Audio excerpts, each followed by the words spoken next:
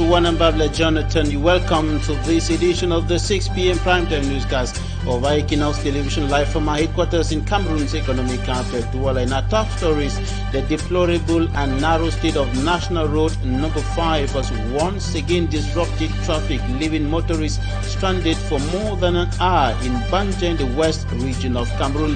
The gridlock occurred after a heavy-duty truck and a passenger vehicle became stuck while attempting to avoid large potholes on the severely deteriorating highway, blocking traffic in both directions until the road was eventually cleared.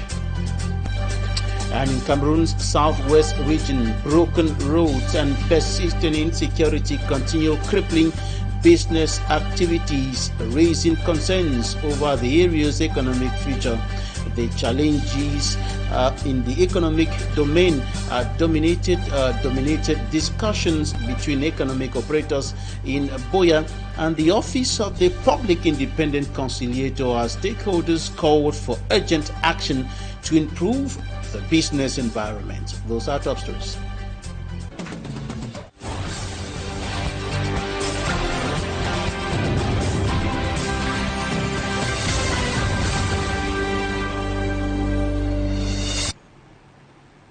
We are Equinoxe Television, we are independent, we are fearless, and we are credible. Thank you for trusting us. Traffic on National Road number 3 at Banja in the west region of Cameroon in the locality of Banja was brought to a standstill for more than an hour earlier today after a heavy-duty truck and a small passenger vehicle became stuck while attempting to navigate the road's narrow and severely deteriorated section. The two vehicles traveling in opposite directions were forced into the same path as both tried to avoid large potholes blocking traffic in both directions, and motorists were stranded until the vehicles were eventually cleared, allowing traffic to resume.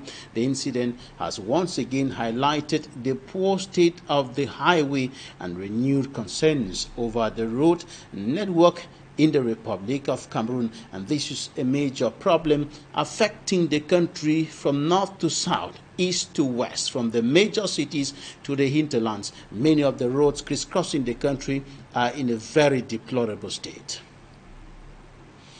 Poor road infrastructure and persistent security challenges continue to undermine business activities and economic growth in the southwest region of Cameroon, making it increasingly difficult for entrepreneurs to operate and expand. These concerns took central stage during a consultative meeting between economic operators from across the municipality of Buea and the Office of the Public Independent Conciliator for the Southwest region. We have details with Rex Afon. As part of his drive to understand the challenges facing the local population and ensure the smooth flow of information, the Office of the Public Independent Conciliator for the Southwest region has held discussions with economic operators drawn from across the Buea municipality. Quite often, we have not met these persons in Buea. And so, office thought that we use that we bring the municipal police, the market master, and then the different groups, so that we can educate and inform them on what they are supposed to know about the rights and obligations to the council. During the meeting, economic operators, including market traders and transport sector stakeholders, voiced a number of concerns affecting their daily activities.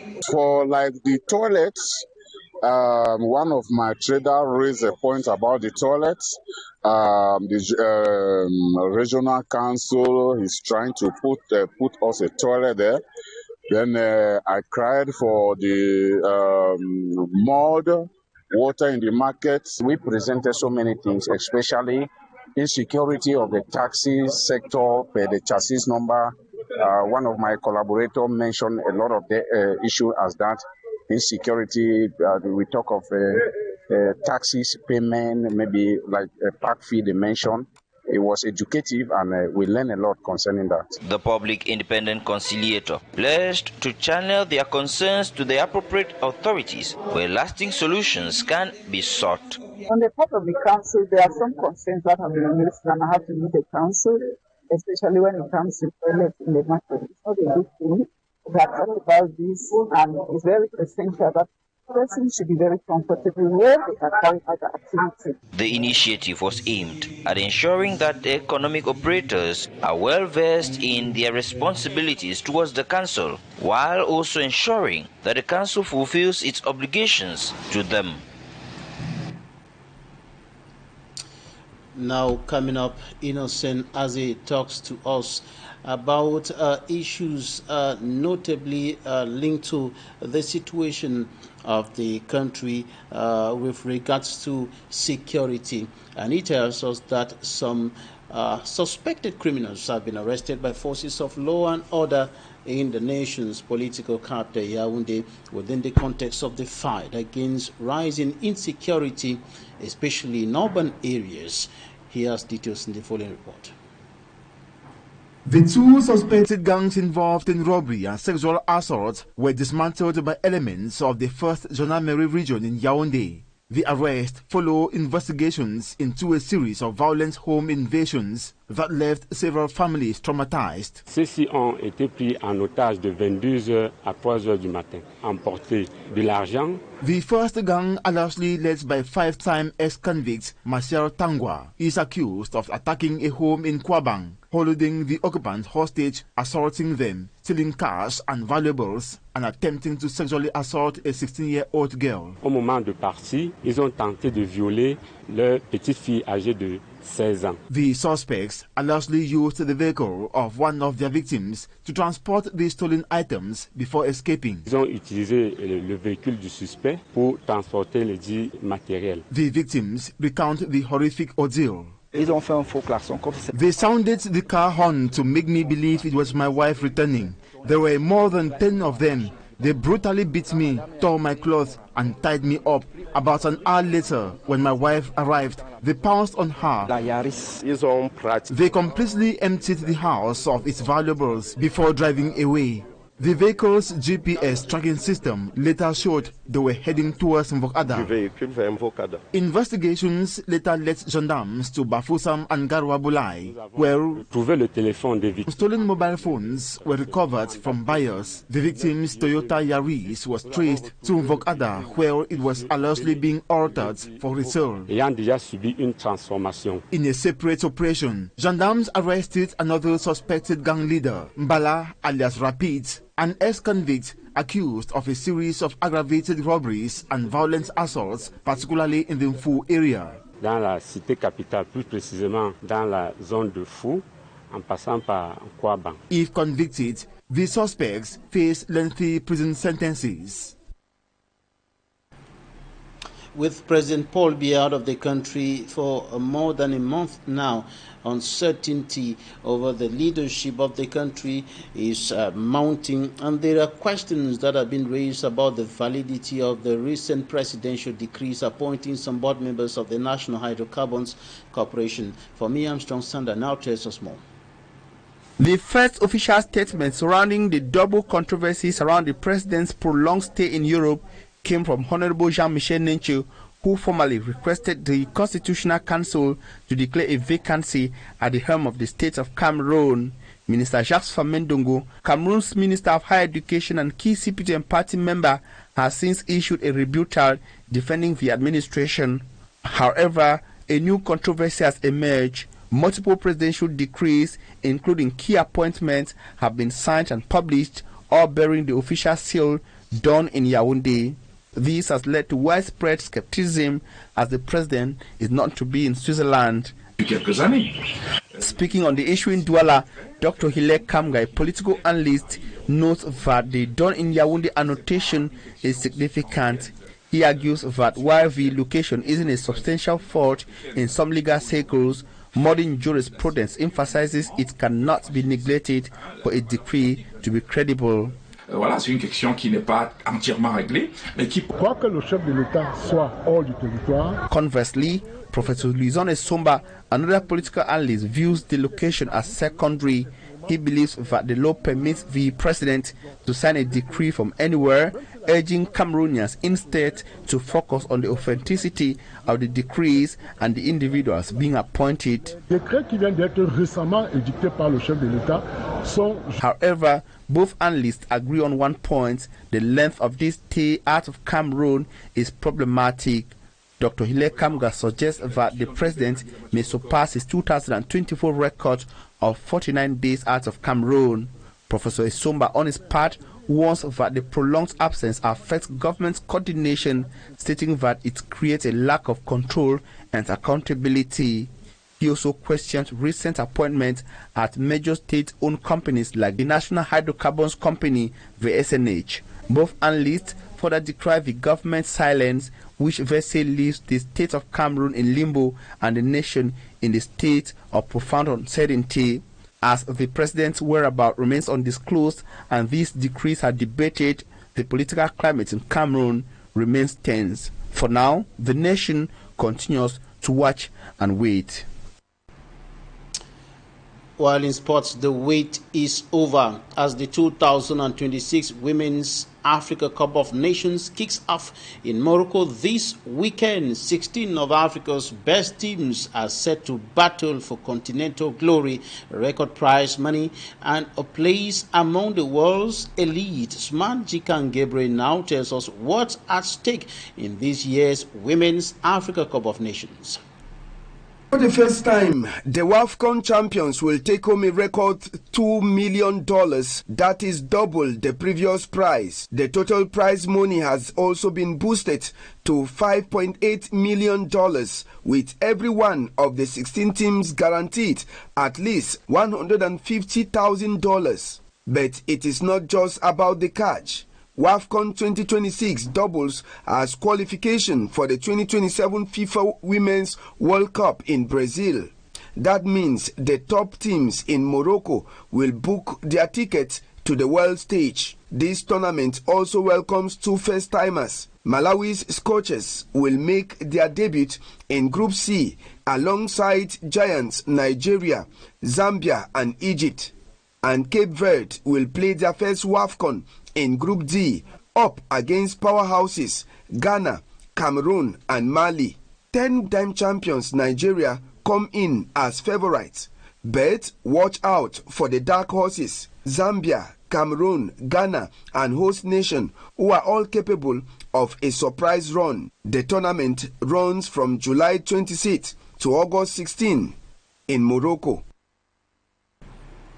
And the FIFA World Cup has triggered a wave of coaching changes, with 14 national team coaches leaving their post after the tournament. As part of our package after the FIFA World Cup 2026, our reporter Smart Jikan Gabriel tells us that many national selections are now looking for new coaches.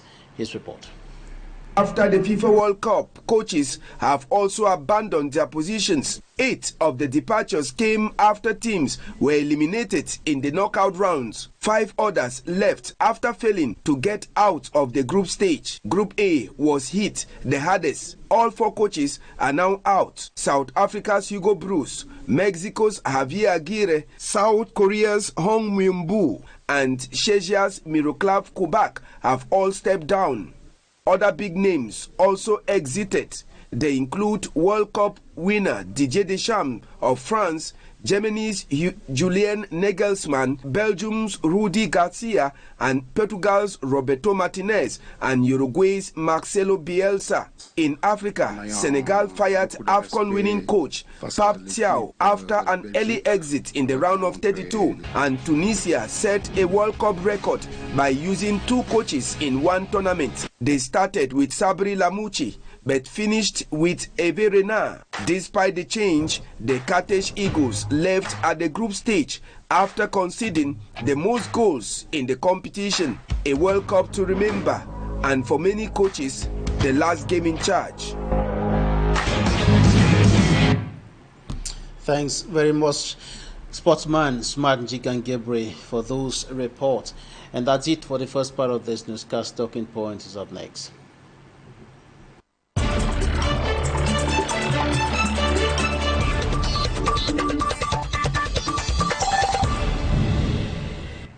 Thank you for staying with us in Talking Points. Our guest today, Barrister AKERE Muna, former Cameroon Bar Council President, International Anti-Corruption and Good Governance Crusader, joins us from the nation's political capital, Yaounde. Barrister, welcome to the program. First question to you, what is your take on the current state of governance of the Republic of Cameroon? Saying Cameroon is governed is saying a little bit much. I think that we are in complete stagnation, and when you have a government which is heavily centralized, then the effects of stagnation are really widespread because nobody takes any initiative. Because instead of having service, we really and a system of subservience. And the result, of course, is the fact that everybody is waiting. Once the president said that he was going to name new GMs of companies, younger GMs, and he's going to have a new government in a couple of days, we are close to 9 months from that. That sends a signal where everybody is waiting. And the consequences, I think, are in every direction. To business, people want to engage with the country. And the age of the president doesn't help a lot, There's some kind of, everybody has speculation and stuff like that. And it makes a very unhealthy climate. Now, if you take that to the fact that Cameroon was never a champion in governance matters because of several ills we have, the lack of transparency, the very heavy bureaucracy, the fact that there's no respect for merit, and the fact that there are many retirees who still hang in there, and all this pervades the whole system. So we have we don't have a governance system, and that is affecting us very, very badly. Therefore, corruption is on the rise because people feel that, it's a free for all. And the other effect, as we are all seeing, is the fact that, which I mentioned earlier, a lot of retirees are stuck. I mean, just in the magistracy alone, 150 magistrates are due for retirement. Add to that, there are around 7 batches of magistrates who have been waiting to be sworn in. So that here we are. It's a really sad fact. It's a really sad fact, and anyone who doesn't realize the fact that it's costing the country a lot, they better look again. As a good governance crusader, you've helped the governments of several African nations. Do you feel like a prophet who is not acknowledged, accepted, and recognized in his home country? Well, prophet, I don't know, but the thing that I feel very bothered about is that there are a lot of things that are happening, of which I really have the expertise. I mean, we need a totally reconceived CONAC. How it should work. I did that for the DRC. I've made that for many countries as well. And so I know exactly out of experience. I've been in governance for 30 years, from government to civil society to international organizations. I know more or less what's happening. And I think that the simple fact that we are suspended by EITI, we are classified as one of the countries in which money laundering could easily take hold. We are badly classified in corruption. These are external judges that show us that there's something that's not right. And I've worked with all these organizations concerned, and I know what it is. When I do my work outside, everybody says, well, listen, Mr. Muna, thanks for helping us, but why don't you do anything about your country? Well, we can only work when we are asked to work. And in my own corner, all I could do is I have a monthly document which I issue now, which is called the governance, like the governance review every month, in which I try to put in my ideas, and I always end up with a proposal. So I can only do what I can do. You recently made a social media post highlighting poor management and corruption in the National Hydrocarbons Corporation, better known by its French language acronym SNH. And today, the President of the Republic has made appointments of some board members of that organization. First of all, give us your take on those appointments. Well, what we need now is for the hydrocarbons to come to SNH to be totally reconstituted. We need a new GM because it's obvious that the old GM is out of service. He's not been seen for close to 5 years. There's a second technical advisor who is his wife, who presents herself as running the show. And she's signing contracts, she's traveling, she's speaking on behalf of the SNH. She even prevented a board of directors meeting from holding. And this is really curious for a company that used to provide close to 40% of the revenue, that is allowed to just be run like that by a lady who, because of her proximity to the GM who, is missing in action. It's really disastrous. So I hope that this naming of the administrators is a step towards, making sure that we have regular structure. If they feel that she's the most capable person, well, make her GM. But I'm just saying that this kind of limbo in which, anything goes is very, very unfortunate for one of the biggest income earners of the country. So, I have nothing at all against her or whoever, but I'm just saying that this state of affairs doesn't make sense legally, doesn't make sense in governance terms, and it has all the traits of they were looking at the financial report in which there was an increase to about, I think, 4 billion of money paid out as commissions to agents. Now, everybody knows that header, the member of the board from Dian, from the days of Honorable Mwali Penja to the latest member of the board who just passed, Chief Nasako, they were all from Dian. I think the idea is that, that's where the oil is from. It's good to have somebody from that area. But now 2 have been named. None of them is from Dian, so I don't know what's happening. But I'm hoping that the replacement, there should be always somebody from the area, at least 1 or 2 at least from the area where we are getting this oil. So that is sort of what I can make as a comment.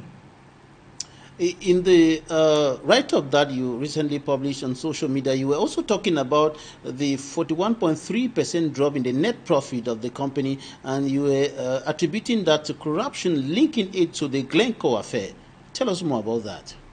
When I told you this before, spoke about this before, I told you that the increase to about 4 to 5 billion, I don't have the exact figures, of money paid out to agents and other parties as commission is frightening in a time when the revenue of the company is falling. It's really frightening. And the linkage to Glencore is simply because, according to Glencore, what they use to pay out bribes to the high officials of Glencore, of SNH and Sonara, was effectively using agents and other people who were now the carriers of the commission. Some of them in cash. Glencore used to fly in cash in a private jet from Nigeria through a Nigerian company to bring the money to Cameroon. Glencore Cameroon used to declare over-declared expenses. So if he's painting a wall, for it's an example, for 10,000 francs, he would say the wall costs 20,000, knowing fully well that the extra 10,000 goes to bribing. So this kind of opaque system where faceless, nameless, and people receive money on the guise of all manner of description. It's not on. And I challenge SNH to come out with a detailed report of who these people are. Who are these people who are getting 4 to 5 billion CFA in commission? And for doing what? In a time when the revenue of the company is falling. This is unheard of. Barrister, you're preparing a book on the issue of corruption. Can you give us a snapshot of that book? The book will be titled Barrels billions, and bribery. It will talk a bit about the gold as well, and it will really go through the Glencore case with all the documents and everything, and we will also examine how the money moved, and we'll look at the different roles of that CONAC, ANIF, the state inspection, all these different anti-corruption bodies to see exactly what they didn't do and what they could have done and what they can still do. So it's about close to 400 pages. I have had the luck of President Thabo Mbeki is accepted to write the foreword to the book. I want both to come out at the same time, both meaning French and English versions. But the book it's virtually finished. Thank you very much, Barrister, for making our time to have this conversation with us. Thank you, ladies and gentlemen, for staying with us on Equinoxe Television. Do stay with us. If you can, more interesting programs are right ahead. Do have a really pleasant weekend in the company of our programs. God bless Cameroon. God bless Africa. Goodbye.